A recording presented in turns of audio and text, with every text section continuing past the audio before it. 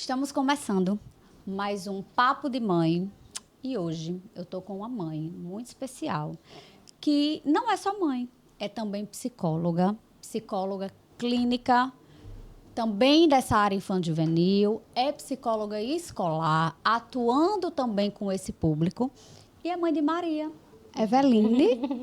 Oi. Eveline, ela é mãe de Maria. Maria já não é mais um bebezinho. Não. E está naquela fase de não ser também uma criança, mas tão pequenininha. E aí, Eveline, eu queria começar o nosso bate-papo pela seguinte pergunta. É verdade que com a mudança das fases, a gente só muda o tipo de trabalho, de demanda assim mesmo, de entrega dessa energia? É isso? É isso. Ser mãe é aceitar isso, né? Vai dormir com o olho aberto e outro fechado para sempre, eu acho. Quando dorme. Quando dorme. Eu já durmo. Eu dormi a primeira vez uma noite inteira. Maria tinha 1 ano, 8 meses e 23 dias. Minha gente, Contado. olhe assim, a marca que traz isso. Construiu uma memória afetiva que ela lembra dos 23 dias.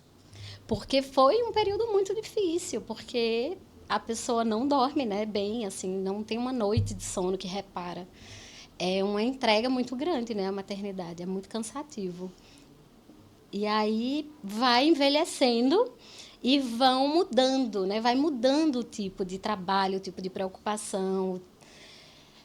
Eu, sinceramente, acho que vai ficando mais fácil, assim, eu tenho para mim um lema que é cada dia melhora um pouquinho daquele desespero que é o primeiro mês, assim, que é, Sim. meu Deus, Sim. é muito impactante, né? Tudo que demanda emocionalmente, fisicamente, é a chegada de um filho. Mas eu trazia isso, assim, quando eu queria me acalmar, eu dizia, não, tá cada dia melhor um pouquinho. A cada mês eu percebia uma evolução no desenvolvimento. E aí vai chegando a autonomia de muita coisa e a gente vai podendo descansar. Mas chega também outras preocupações, né? São outras questões agora, né? Agora tem... Ela vai fazer 7 anos. Então, agora tem questões de relacionamento na escola, agora tem questões dela já conseguir argumentar muita coisa e da gente precisar...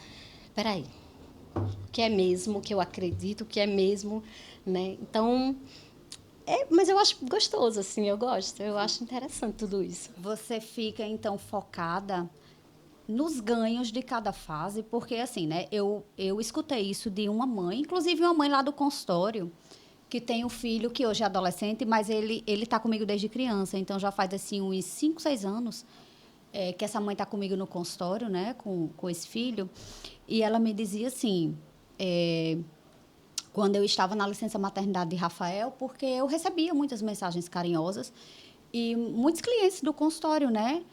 Perguntando se estava tudo bem, querendo ver foto do bebê, porque você vai construindo um vínculo, uma relação e a gente sabe como isso é um afago para um momento que a gente perdeu uma identidade e você está reconstruindo, né? Você está reconstruindo, não, você está construindo outra, porque nada mais é como antes. Você é outra pessoa. E aí eu me lembro que ela disse assim, quando você tiver, ela me disse no WhatsApp, né? Quando você tiver nos dias difíceis, você lembre que é um pequeno milagre acontecendo diante dos seus olhos e que o que você está passando hoje com ele, né? Você nunca mais vai ver de novo isso acontecer desse jeito. Exatamente. E aí, eu não sei nem se você lembra disso, mas também no puerpério de Rafael, né? Foi o primeiro, então não tinha uma experiência, não tinha um repertório para lidar com isso. Então, eu lembro de muito apoio que eu tive, porque de Maria Fernanda eu já sabia como era, então isso me colocava num lugar mais seguro, de afeto e tudo. E aí você me disse assim, Rafael, acho que estava com poucos dias de vida, não tinha nem um mês, e você me mandou uma mensagem e disse assim, como está essa mãe recém-parida? E aí eu disse, ninguém me disse que era assim. Né? Ninguém me disse que era assim e você disse, pois eu vou lhe dizer uma coisa. Quando você tiver com ele nesse momento de entrega, tiver muito difícil, você estiver se sentindo muito exausta e muito cansada, porque a gente se sente cansada e sozinha. Porque embora você tenha um suporte, tem coisas que a criança só resolve com você. Exatamente. O peito quem tem é você. né? Chega um momento que o aconchego, o que ela quer, o colo é seu. Então, isso pode ser meia hora, como pode ser o dia inteiro. E aí você diz assim, amiga, se você tiver como, escreva nas paredes. Você lembra disso, Eveline? Não, sei se não, né? Faz muito tempo, 4 anos vai fazer. Escreva aí nas paredes. Isso passa, isso passa, isso passa, isso passa, isso passa. Né? E aí corroborou muito com o que essa mãe lá no consultório, né? A minha cliente, que tem um filho em terapia comigo, dizia. Então, isso passa e assim, esse momento, independente de ser bom ou ruim, ele vai passar. Né? E aí, quando você me diz, eu vou olhando para outras coisas e eu vou achando bom, é a gente poder ir se prevalecendo do que é um fato que não muda, que é a maternidade sempre vai despender esse desgaste, né? E que só vai mudar o motivo pelo qual você investe uma energia que lhe esgota, né? E aí, se a gente não começa a exercitar esse olhar, a gente acaba adoecendo. Adoecendo como mãe e também passando uma condição de adoecimento para essa dinâmica que está envolvida, esses filhos ou essa criança. E aí, Eveline, pegando um gancho, né? Hoje, no consultório, você lida com esse público, né? Você atende crianças, você atende adolescentes, você também atende adulto. Mas a gente sabe que o público infanto-juvenil tem sido um público muito forte, que tem chegado com uma frequência muito alta, sempre com demandas muito urgentes, né? E como é que tem chegado para você, né? Essas crianças diante, assim, desse contexto, dessa dinâmica familiar de mães que estão ali muitas vezes submersas nessa relação que às vezes traz para a terapia a queixa diante de aquilo que elas não estão se dando conta que fazem ou que não fazem. O processo da terapia com criança tem uma sutileza que é o fato de você cuidar da família, né, de alguma forma. E realmente, assim, a maternidade, ela demanda uma disponibilidade muito grande interna, assim. Isso é uma coisa que é muito surpreendente para mim. Depois que eu fui mãe, eu passei a atender diferente, assim. Para mim, isso é um marco importante. Eu já atendia crianças, eu já tinha formação para isso, mas tem algo que é muito da minha experiência com esse lugar de solidão, com esse lugar de impotência, de não saber, de se questionar, de estar muito cansada. O que é que eu faço quando isso acontece? A quem eu recorro? Quais são as minhas parcerias, né? Eu pensava, quando eu estava nessa fase do início, eu pensava assim, como que alguém adolescente é mãe, meu Deus? Como que alguém que não tem um companheiro ou alguém perto é mãe? Porque, assim, aquilo foi me tomando de um jeito muito intenso. E eu acho que essa abertura de coração, de afeto, ela precisa existir. E aí, esse é um posicionamento muito pessoal. Algumas pessoas têm limitações pela sua própria história e precisam ampliar, eu acho, um pouco, né, essa abertura de peito. E outras já têm... Eu não acho que tem uma coisa assim de ter jeito para ser mãe. Eu vou fugir do que tu perguntou, por enquanto, porque eu fico pensando uma coisa que é assim, hoje em dia tem curso de pais. Todo mundo, quando engravida, lê muito. Tem muitos sites, tem muitos aplicativos, tem muitas coisas, tem tudo. Tem muita instrução, né, Eveline? Instrução. Gente, assim, a gente não está aqui entrando nesse mérito do curso em si, mas a gente tá dizendo assim que é uma coisa que tenta lhe dar um manual do primeiro banho, do bebê, da posição, né? As informações são muito importantes. Eu busquei todas elas também. Claro. Mas o que eu quero dizer é que tem assim, talvez isso esteja afastando um pouco a gente da nossa experiência de maternar. E assim, que é algo, sei lá, talvez mais intuitivo, que é algo que você precisa tirar um pouco essa informação racional para sentir essa relação, para entender aquilo que não é dito, que o bebê fala se expressando, se esperneando, chorando, dormindo, acordando.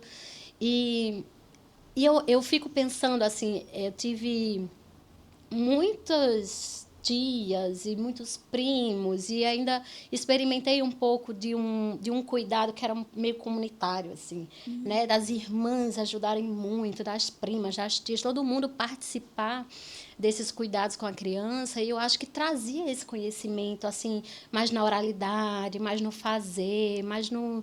E entendendo como é o seu jeito de cuidar e como é o seu filho, que cuidado ele demanda.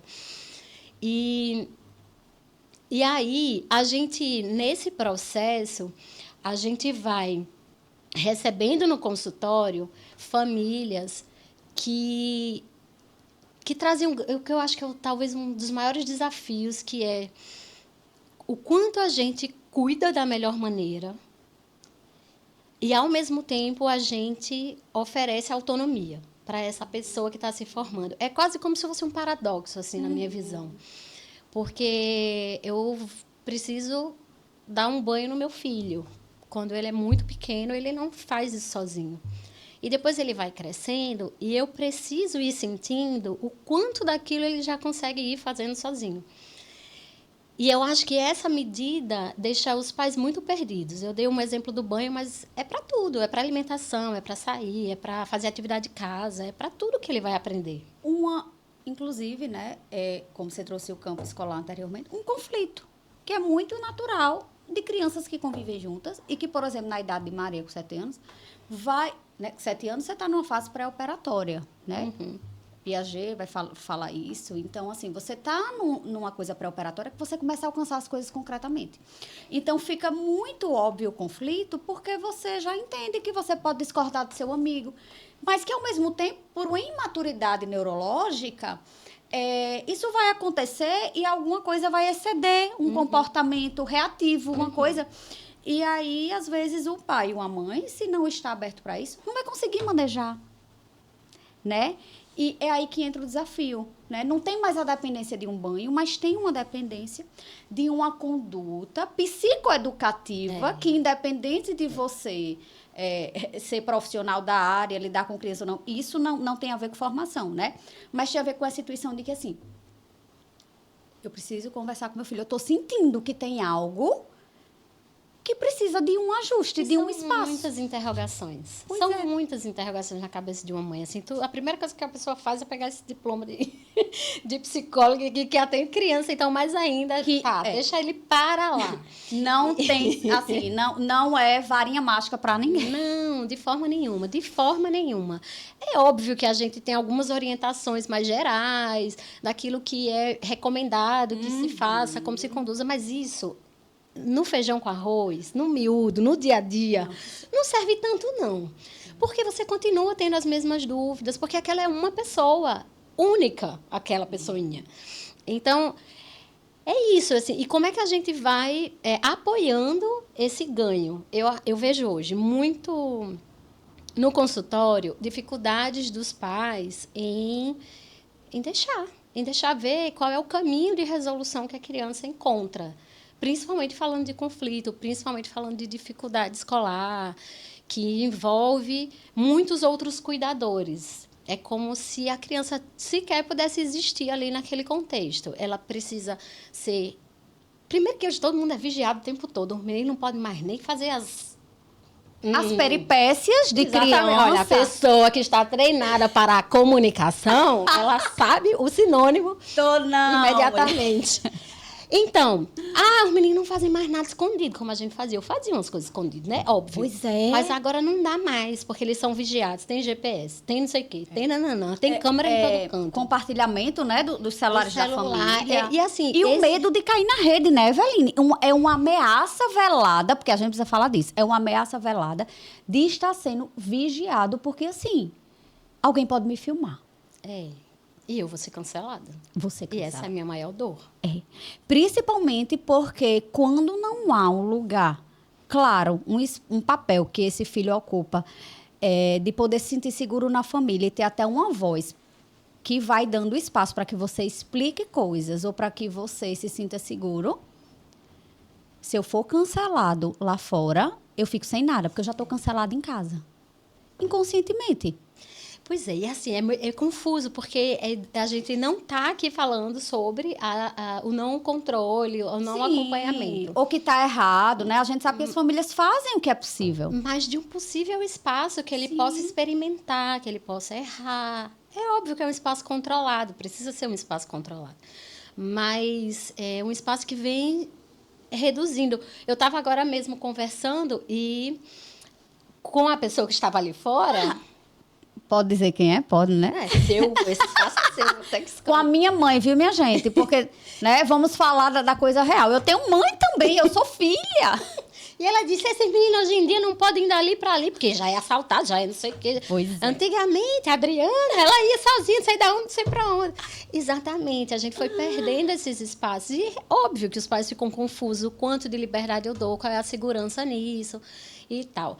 Mas, assim, esse processo dessas crianças que elas acabam perdendo espaços subjetivos também. Assim, como é que eu existo se...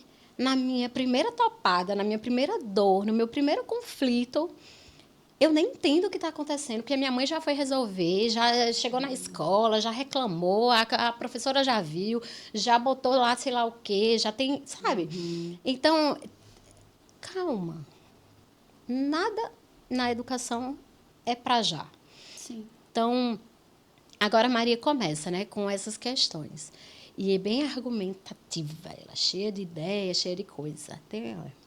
E aí, e é isso, assim, fulaninho quer ser minha amiga, mas não quer que eu seja amiga de mais ninguém, eu não posso brincar com mais ninguém, porque fulaninha fica triste, e aí eu brinco, eu não brinco, eu chateio minha amiga, eu perco, sabe? São conflitos, são questões que para ela são importantes agora, e que óbvio que eu tenho uma opinião, óbvio que eu tenho uma orientação, mas eu quero que ela também vá pensando por ela, né? Vai encontrando o que é que ela deseja. E aí eu vou sentindo qual é o perfil dela, se ela vai ficar mais passiva nisso, se ela vai se posicionar melhor. Enfim. E aí, assim, Eveline, quando você me fala isso, né? Me lembra muito de algumas demandas terapêuticas que chegam assim, né? A mãe, eu trouxe para terapia porque tá tendo muita, né? Cada escola, eu sei que tem um nome, né? Mas assim, tá tendo muita ocorrência, né? A ocorrência é a história que vem lá no aplicativo, né? Da rotina da criança, ou então quando algo foge, o padrão do comportamento, vão lá e acionam, né? Registram lá para a família. E aí chega, eu trouxe porque tá tendo muita ocorrência, porque nunca foi disso, mas agora... tá com dificuldade nas relações, não quer ser amiga de fulano, e tá batendo, e tá não sei o quê. E aí a gente percebe, é claro que se uma demanda chega em terapia, a gente vai acolher, a gente vai, né, tratar, a gente vai cuidar. Mas tem muitas coisas que se houvesse um canal de uma disponibilidade, de uma comunicação para o que essa fase pede, talvez a coisa não se potencializasse ao ponto de virar algo desorganizadora, né? Que leva uma demanda para a terapia no sentido de que as famílias chegam muito desesperadas para querer resolver tudo. Como se tivesse sempre uma resposta. E eu digo, criança é uma construção. O sujeito é a construção. Sim. A criança mais ainda, porque ela não tem ainda, né, a experiência que vai formando essa autonomia para que ela vá lidando naturalmente com as situações, né? E aí, mesmo com a terapia, é um desafio a gente tirar a família desse canto imobilizado, que é assim, a terapia trabalha até aqui, né? E que mesmo que essa demanda que chegou no processo, né, a gente vá trabalhar aqui, mas tem coisas que essa família precisa trabalhar. Então, o que eu quero dizer é que, né, esse espaço, de algum modo, do modo possível, ele vai precisar ser disponibilizado. E é um desafio, porque quem trabalha com o público, principalmente infantil, sente a dificuldade. Porque a história daquela família, são as limitações, são as feridas da mãe, vem da relação da mãe com a própria mãe. Transgeracionais, né? E aí é muito difícil, porque a criança acaba também ficando submersa nisso. E aí eu acho que a questão O processo de psicoterapia vai ter uma limitação. A intervenção da escola vai ter uma limitação. A própria família vai ter sua limitação, né? Diante disso, tudo que você já expôs. E aí? Eu acho que a gente tem que dar as mãos. Sim. Porque cada um vai ali contribuindo com o que pode. Talvez nunca seja o perfeito, talvez nunca seja o idealizado. Mas é o que é possível, né? E quando você oferece cuidado, o cuidado verdadeiramente possível para aquela situação, aquilo vai ter um reflexo positivo, aquilo vai se desdobrar em alguma transformação positiva. Se a gente não acredita nisso, se a gente não confia na escola que a gente matriculou nosso filho, não é que não erra, não. Sim. Mas é que a gente precisa confiar. Confiar que a intervenção ela é pautada em uma organização específica, em uma metodologia específica. O processo de psicoterapia, as orientações feitas pelo psicoterapeuta, eles não surgem assim da cabeça da pessoa. Eu tava lá assistindo uma série, de repente me ocorreu de dizer isso àquela família. Não é assim, gente. Tem todo um estudo, tem toda uma preparação. E as orientações, elas vão também servindo como guia, assim. A gente vai mapeando como é a resposta a isso. O trabalho na saúde mental, ele é muito difícil por isso. Tanto a psiquiatria, né, que dentro da área de saúde médica, assim, na medicina, mas a psicologia também. Não tem isso, assim, vai ali, faz um raio-x e me diz onde é que está o meu sintoma, é por causa dessa coisa aqui concreta. Não. Não é técnico, né? É um universo super complexo. Se é complexo, não vai ter uma resposta simples ou resolução simples. Também vai ser complexa. Então, a gente precisa ir construindo um mega quebra-cabeça que envolve todos os aspectos da vida daquela família, daquela criança. Desde como é que foi a gestação, desde como é que foi o desejo por aquela criança, a gestação, os processos que são os marcos de desenvolvimento. Tudo isso interfere na vida adulta dela. Né? Então, eu tenho um adulto hoje com um quadro de ansiedade muito intenso e que descobriu, já com quase 50 anos de idade, que houve uma rejeição na gestação e uma tentativa de interromper esse momento. E como isso tem um reflexo em toda a psicodinâmica dessa pessoa na vida adulta já a essa altura. Sim. Então, assim, tudo isso compõe a história dessa pessoa, os marcos dessa pessoa e a maneira como ela vive, como ela reage. Sim. Quando a gente fala de subjetividade, todo mundo fala, esse psicólogo fala essas coisas, subjetividade, umas palavras difíceis. É bonito, né? É lindo. Mas, gente, subjetividade é assim, ó, a maneira como eu me relaciono comigo, a maneira como eu me relaciono com o mundo. Isso. Isso é o jeito que a gente é. E o jeito que a gente é uma resposta ao jeito que a gente viveu até aqui. As experiências que recebemos... E que estão marcadas, né? Isso começa nessa vida intrauterina, né? Por isso que a criança, ela não começa quando nasce. A criança, ela começa, né? Eu digo muito isso. E, né? Tem uma abordagem da psicologia que é toda voltada para isso, né? Que é a biossíntese. Boadella falava isso, né? As correntes da vida, a pulsão da vida, que já começa na vida intrauterina. E que, assim, uma criança... ela já nasce no desejo da mãe, né? Uma criança, ela não nasce no parto. Então, quando a mãe já está desejando ser mãe, sem que não tenha ainda havido uma concepção, mas ela já botou uma criança nesse campo, e ali a criança começa. Então, tudo que ela vai refletir no comportamento está na construção do desejo dessa criança. E depois, na história dessa vida intrauterina, que é o que a gente chama dessa vida simbiótica, né? Aí depois, nesse primeiro contato com o mundo externo, que é quando ela nasce, que ela precisa ser amparada por uma esterogestação. Uma esterogestação. Continua a simbiose ali. Isso, continua a barriga, né? Tanto que quando a gente segura uma criança, a gente faz essa circunferência que lembra muito essa coisa da barriga mesmo, isso não é à toa, né? Então, a gente vai percebendo que a criança vai denunciando, através dos sintomas e das queixas terapêuticas, a sua história.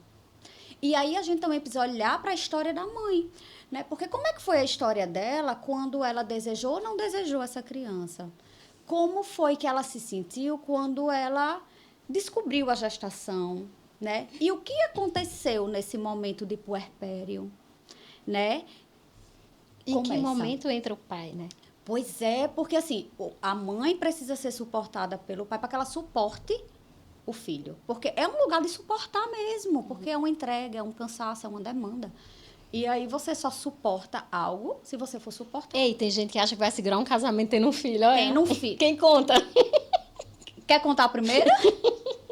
Não rola não, minha gente. É tumultuado. É tumultuado porque, primeiro, há uma anulação muito grande do papel. Para você segurar um marido, você precisa ser mulher. E naquele momento, você está sendo, né, uma mulher, uma mãe que está dando sobrevivência a um filho. Inclusive, assim, é muito necessário, muitas vezes, um esforço para retomar, né, esse caminho e essa relação de casal. Né? Porque a mulher fica muito tomada de toda essa exigência, né, do maternar, do cuidar e tal. Do cansaço, que vai lhe desvitalizando nessa feminilidade, porque o corpo não voltou. Você está lá com a prolactina, então, assim, as outras substâncias químicas que movem esse lugar de você estar envaidecida, de você estar num lugar desejante para se relacionar com o homem, com quem quer que seja, está baixíssimo, né? Isso é fisiológico. E aí é onde eu acho que os grandes relacionamentos acabam se fortalecendo, porque vão precisar encontrar alimento para essa relação em outros lugares nesse período. E aí, por isso que eu estou falando também de que tem que ter uma intencionalidade nesse caminho de volta, em redescobrir esse lugar de sedução, de romance, da sexualidade mesmo, de trazer de volta esse aspecto da sexualidade que fica renegado por um tempo, né? Redescobrir um novo desejo. Né? E como você bem disse lá no início, tudo muda. Tudo muda. Essa relação também muda se tem uma criança em quarto, do lado, sabe? E aí, porque é importante a gente falar desse lugar da mulher? Porque uma mãe, ela consegue estar bem na maternidade se ela tem o seu lugar de mulher. Né? E é o grande desafio separar isso, né? Quando a criança começa a ficar um pouco mais independente, um grande desafio é você ir voltando para a sua vida e legitimando isso. E a gente também encontra, né, Eveline, pelo menos eu percebo, com essa demanda infantil no consultório, quando chega uma mãe, uma família, faz parte do processo terapêutico a gente ver como é que estão os papéis dessa família, porque a criança vai precisar, né, é um recurso de saúde para essa criança encontrar esses lugares claros, né? E que, assim, a mãe tá ali nos cuidados, mas a mãe também sai para trabalhar, a mãe também fica com o pai. E isso é um limite que vai dando contornos para que a criança também vá se colocando numa dinâmica para que ela possa se desenvolver, porque tem coisas que ela vai saber fazer sozinha, tem coisas que ela vai depender mais de uma pessoa do que outra. Então, a gente precisa investigar, e é terapêutico também trazer a definição desses papéis. Sim. Exatamente. Assim, como é que essa família se reorganiza nessa dinâmica e eu acho que, assim, é amor demais, entendeu? Que a mãe tem por um filho. É um problema ter filho único. Eu tenho, porque também acho que nessa nossa vida é muito, muito corrida. Mas é problemático isso, porque é muita dedicação, é muito ser prioridade, é muito a casa, né? Assim, se não tiver cuidado, a vida do casal, da família, da casa, tudo gira em torno da vida daquela criança. Isso não é legal, não. É preciso que esse casal retome algumas práticas de casal, sem aquela criança. E eu acho também tem uma coisa que é interessante pensar, que assim, se eu dou demais, se eu faço muito, se eu faço além do que... Porque a gente está falando de dois aspectos. Eu acho que tem um que eu faço porque é muito, eu quero fazer, eu gosto, eu não quero sair desse lugar. Né? Eu não quero, sei lá, né, desmamar, eu não quero deixar dormir na casa do amigo, porque eu quero todo dia dormir agarrado. Tem uma coisa que é do desejo de estar ali e que eu acho que você precisa também refletir um pouquinho o quanto é importante você sair um pouco disso, né? E pulsar. Tudo demais é muito, né? Mas tem um outro aspecto que é Além disso, às vezes eu faço porque eu acho que eu tenho que fazer, porque acho que exigem que uma mãe faça. Eu não posso fazer, sei lá, viajar sozinha, eu não posso sair com as minhas amigas, eu não posso, enfim. E aí você gera uma dívida, sabe, para aquela criança. Tipo assim, eu dei minha vida por você, eu fiz tudo, eu fiz. Porque fez, né? Assim, qual é o limite disso? Porque se isso vai gerar uma dívida, é injusto. É Sim, injusto. sim, isso. E aí, eu queria fazer mais uma pergunta, né, para a gente finalizar, que seria assim, né? Diante de toda essa trajetória materna que não tem fim, tem fases, né? Tá aí você com Maria com 7 anos, eu tô com o Rafael com 4, e eu chego a ter saudade de uns momentos do puerpério que eu ficava grudada com ele, porque ele já não quer mais ficar agarrado em mim. E aí, minha mãe tá ali fora. E, assim, muitas vezes eu tô trabalhando, atendendo até mais tarde no consultório, assim, já chegou em casa?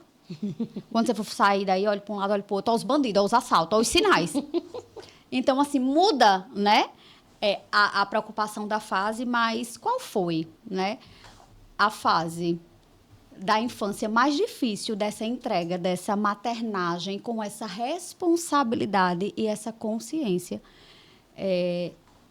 de quando Maria nasceu até os quase 7 aninhos que ela tem?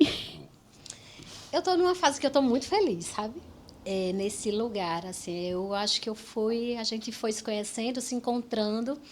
Eu acho que a fase mais difícil foi o iniciozinho mesmo. Sim. Porque eu acho que envolvia um cansaço físico e muitas dúvidas. A maternidade nunca tinha sido... Eu fui mãe já tarde, né? Eu tinha 36 quando Maria nasceu, quase 37.